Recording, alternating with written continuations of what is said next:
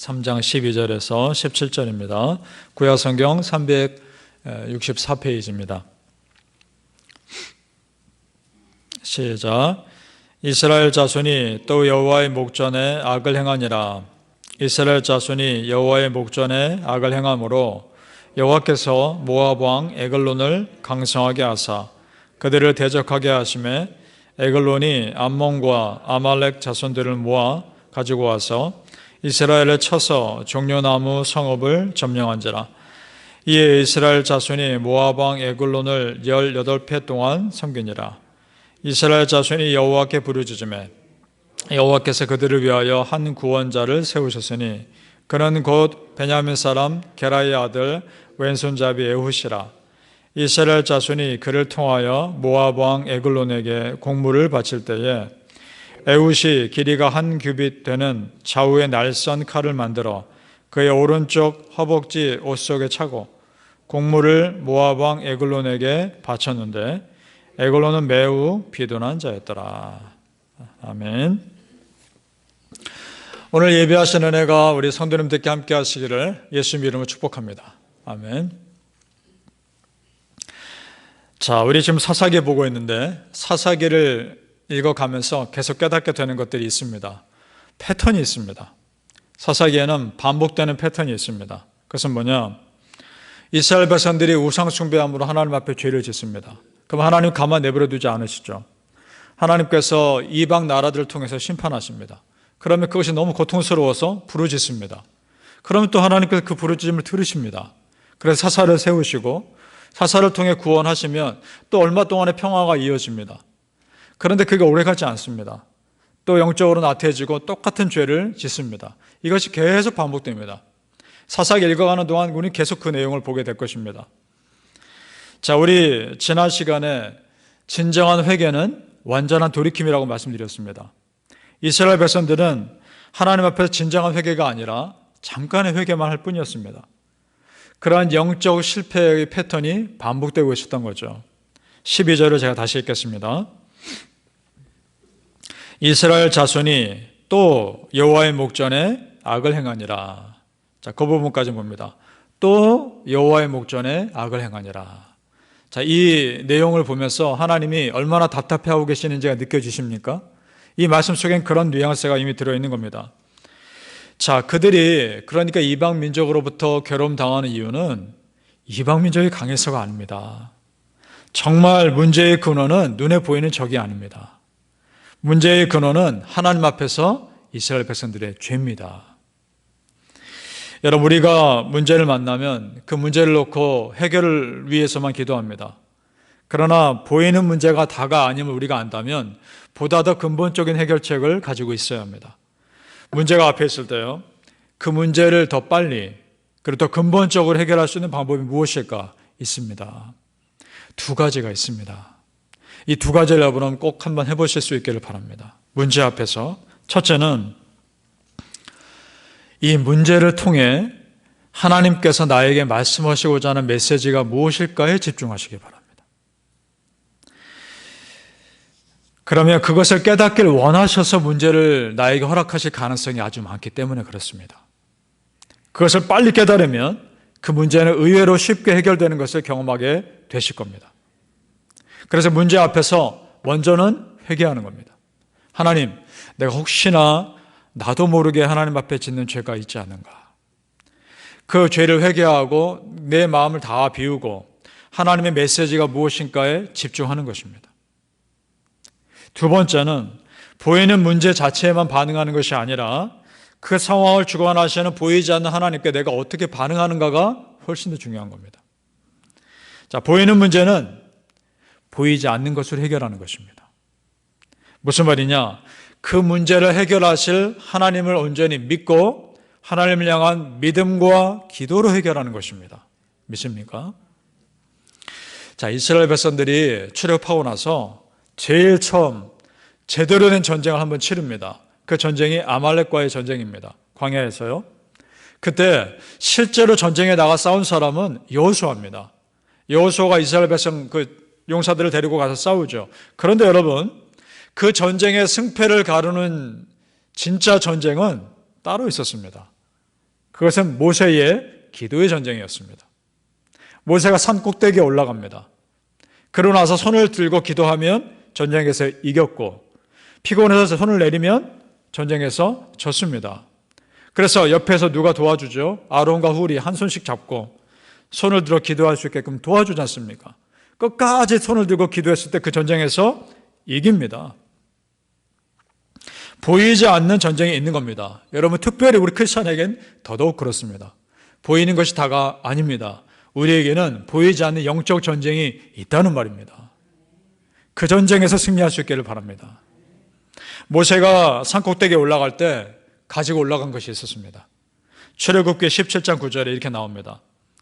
모세가 여호수아에게 이르되 아말렉과 싸우라. 내일 내가 하나님의 지팡이를 손에 잡고 산꼭대기에 서리라. 아멘. 그 지팡이가 홍해를 가를 때 썼던 그 지팡이입니다. 이거는 상징적인 도구죠. 홍해를 가르는 건 이스라엘 백성으로는 도저히 할 수 없는 일 아닙니까?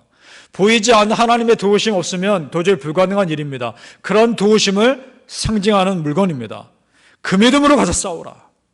보이지 않는 하나님께서 도와주실 것이다. 우리 성도님들, 하나님 믿는 우리 믿음의 백성들의 실제 삶에서 우리의 믿음의 승리의 실제의 도구는 믿음과 기도인 줄로 믿으시길 바랍니다. 오늘 말씀에서 반복되는 이스라엘 백성들의 그 실패의 계속되는 과정을 보면서 하나님 얼마나 답답하셨을까 이런 생각이 듭니다. 이스라엘의 모습 보면서 그런데 그 안에 있는 우리의 모습을 봅니다. 여러분 똑같지 않습니까? 힘들 때나 문제 생길 때나 아쉬울 때만 하나님을 간절히 매달리는 우리의 모습들. 그리고 하나님 도와주십니다. 그런데 문제가 해결되고 나면 다시 또 옛날에 나태해졌던 우리 영적인 모습들 돌아보며 생각하게 됩니다. 그런데 여러분 그때라도 다시 하나님께 돌이키는 것이 은혜입니다. 그때라도 그럴지라도. 왜냐? 이제부터라도 반복되는 죄를 짓지 않으면 되는 거 아닙니까? 이제부터라도. 우리 성도님들 이제부터라도 그런 영적 실패의 패턴이 아니라 영적인 성공의 패턴, 은혜의 패턴을 우리 함께 만들어 갑시다. 어떻게 하느냐? 이렇게 하는 거죠. 주어진 삶에 감사하십시오. 그리고 믿음으로 겸손히 순종하십시오. 그러면 하나님이 그런 사람 은혜 주십니다. 분명히 주십니다. 그러면 그 하나님께 더 크게 감사하십시오. 그것이 반복되는 은혜의 패턴인 겁니다. 야고보서 4장 6절에 이런 말씀이 있습니다. 그러나 더욱 큰 은혜를 주시나니 하나님이 교만한 자를 물리치시고 겸손한 자에게 은혜를 주신다 하였느니라. 아멘. 하나님의 은혜를 사모하는 겸손한 자에게 우리 하나님 더욱 큰 은혜를 주십니다. 바라기는 성도님들, 하나님과 여러분 사이의 관계가 정말 건강하셔서 정말 성공적인 은혜의 패턴을 만들어 가시는 믿음의 사람들 다 되시기를 예수님의 이름으로 축복합니다. 아멘. 자, 하나님은 반복해서 이스라엘 백성들이 지은 죄에도 불구하고 도와달라고 부르짖으면 또 도와주십니다. 반복해서 죄를 짓는 이스라엘 백성들이 있다면 또 그들을 용서하시고 또 은혜 주신 하나님이 계십니다. 여러분 사실 우리가 그 은혜로 살아온 거 아닙니까? 그 은혜로 살아온 겁니다. 오늘 말씀에도 하나님께서 이스라엘 백성들의 고통을 들으시고 한 사람을 세우십니다. 에훗이라는 사람입니다. 그런데 그 사람이 굉장히 약한 사람이었다는 겁니다. 우리 15절을 보시기 바랍니다. 15절 제가 읽겠습니다. 이스라엘 자손이 여호와께 부르짖음에 여호와께서 그들을 위하여 한 구원자를 세우셨으니 그는 곧 베냐민 사람이라. 게라의 아들 왼손잡이 에훗이라. 이스라엘 자손이 그를 통하여 모압 왕 에글론에게 공물을 바칠 때에. 아멘. 어느 지파입니까? 베냐민 지파입니다. 베냐민 지파는 이스라엘 12지파 중에 가장 약한 지파입니다. 그 약한 지파에서 한 사람을 세우셨는데 왼손잡이라는 겁니다.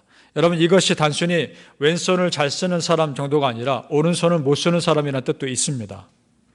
이 사람은 장애를 가지고 있는 겁니다. 오른손을 못 쓰는 사람인 겁니다. 그런 사람이 칼을 숨깁니다. 어느 쪽 다리에 숨겼나요? 오른쪽 다리에 숨겼습니다. 칼을 더 잘 뽑기 위해서. 왼손잡이니까. 왼손밖에 쓸 수 없으니까. 칼을 이렇게 빼는 게 훨씬 더 편하니까. 다 계획하고 들어간 겁니다. 자, 지금 이 상황에서 하나님이 왜 강한 사람 세우지 않으셨는가 질문할 수 있습니다. 그런데 여러분, 이것이 하나님의 섭리입니다. 왜냐? 겉으로 보기에 누가 봐도 약한 사람입니다. 이 사람은 누가 봐도 힘을 쓸 수 없어 보이는 사람입니다. 그러니까 왕 옆에 있는 사람들로 하여금 경계를 늦추게 할 수 있었던 겁니다. 19절 말씀 보시기 바랍니다. 19절 중간 부분부터 제가 읽겠습니다. 왕이여, 내가 은밀한 일을 왕에게 아뢰려 하나이다. 지금 에우시 하는 말이죠. 그랬더니 이렇게 합니다. 왕이 명령하여 조용히 하라 하매 모셔 선 자들이 다 물러간지라. 아멘. 왕 앞에 아무도 없습니다. 아무도 의심하지 않은 겁니다. 그때 그 왕을 물리칠 수 있었던 겁니다. 오히려 그의 약점 때문에 그 모압 왕, 이스라엘 그렇게 괴롭혔던 모압 왕 에글론을 물리칠 기회를 얻을 수 있었던 겁니다. 여러분, 이것을 통해 우리가 깨달을 수 있길 바랍니다. 때로는 나의 약하고 부족함 때문에 내가 하나님의 은혜를 더 받을 수 있다면, 그리고 내가 그것 때문에 하나님을 더 의지할 수 있다면 그것은 나에게 축복의 통로가 되는 줄 믿습니다. 나의 약점에도 불구하고 하나님이 나를 쓰시기만 한다면 그 약점은 더 이상 약점이 아닌 것입니다. 믿습니까? 어차피 지금 우리 모두는 약점 다 있습니다. 그렇지 않습니까? 우리는 다 완전하지 않고 연약한 것도 다 있습니다. 그렇다면 그것이 중요한 것이 아닙니다. 하나님께서 나를 쓰시면 되는 겁니다. 고린도후서 12장 10절 바울의 고백입니다. 그러므로 내가 그리스도를 위하여 약한 것들과 능욕과 궁핍과 박해와 공고를 기뻐하노니 이는 내가 약한 그때의 강함이라. 아멘. 바울이 어떻게 이렇게 고백할 수 있는가? 약한 그때가 어떻게 강할 수 있습니까? 강할 수 있다 고백할 수 있는 이유는 자신의 약함을 예수님이 채우셨기 때문입니다. 예수님이 나의 약점을 채우시면 나는 강한 것입니다. 바라기는 성도님들, 하나님의 강하심에, 예수님의 강하심에 나를 온전히 다 맡기시고 나의 약점이 더 이상 문제가 되지 않음을 이 세상 앞에 담대히 선포할 수 있기를 예수님 이름으로 축복합니다. 아멘. 기도하겠습니다. 아버지 하나님, 나의 약점이 예수님께 붙들린 바 됐을 때 더 이상 약점이 아님을 믿습니다. 하나님, 믿음으로 담대히 세상 앞에 서게 하여 주옵소서. 내 뒤에 하나님이 계십니다. 내 뒤에 예수님이 계십니다. 더 강하신 하나님이 나의 약점을 붙들고 계십니다. 나는 이제 더 이상 세상 앞에 주눅드는 자가 아니라 담대하게 믿음을 선포하는 자가 되는 줄로 믿습니다. 아멘으로 받사오니 하나님 그대로 되게 하여 주시옵소서.